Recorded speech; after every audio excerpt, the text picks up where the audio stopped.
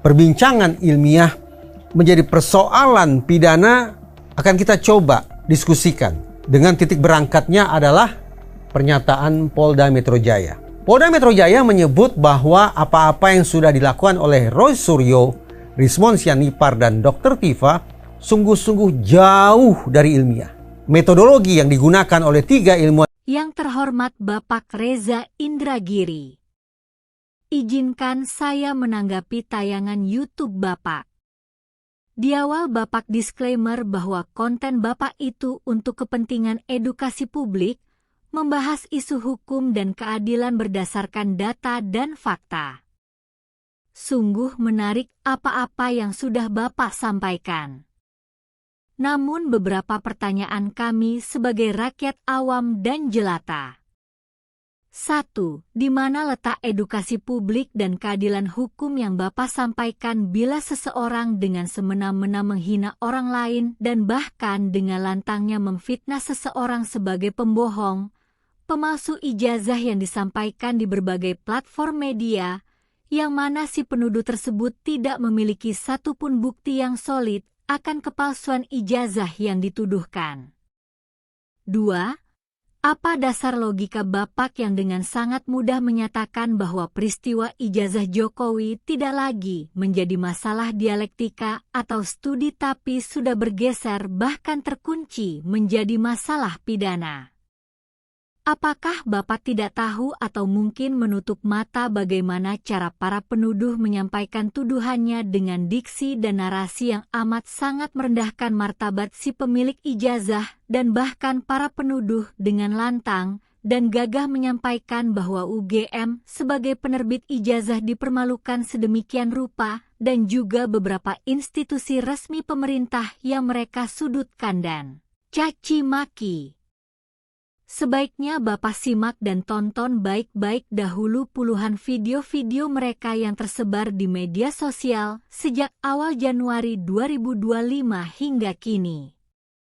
3. Bagaimana Bapak bisa menyalahkan Polda Metro yang menyatakan bahwa buku putih Jokowi adalah bukan karya ilmiah yang mana bisa jadi mereka menyimpulkan hal tersebut karena telah membaca buku tersebut? Lalu apakah Bapak Reza Indragiri yang terhormat sudah membaca buku tersebut? 4.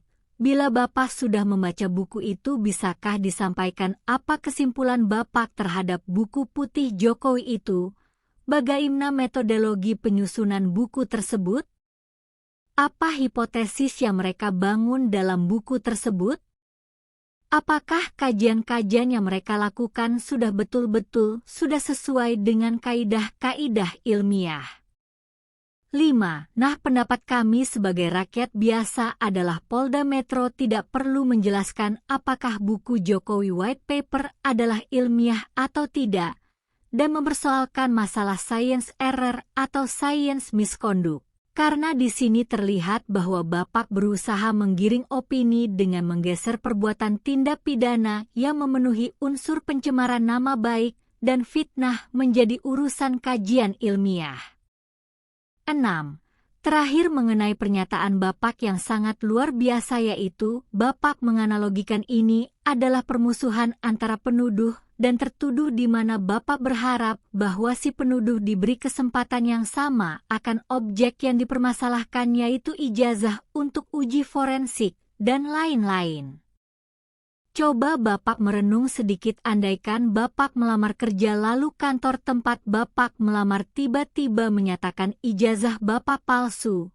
Lalu solusinya, apakah Bapak dan pihak kantor akan pergi melakukan uji forensik lalu masuk ke pengadilan bertanya kepada hakim siapa yang benar, atau cukup Bapak minta pihak kantor mengecek ke kampus di mana ijazah Bapak itu diterbitkan? 7. Jadi harapan kami bila Bapak memang betul-betul murni memberikan pendidikan publik, berilah empati yang sama untuk kedua belah pihak. Karena yang namanya difitnah, dicemarkan dan direndahkan di media digital itu jejaknya abadi sampai anak cucu.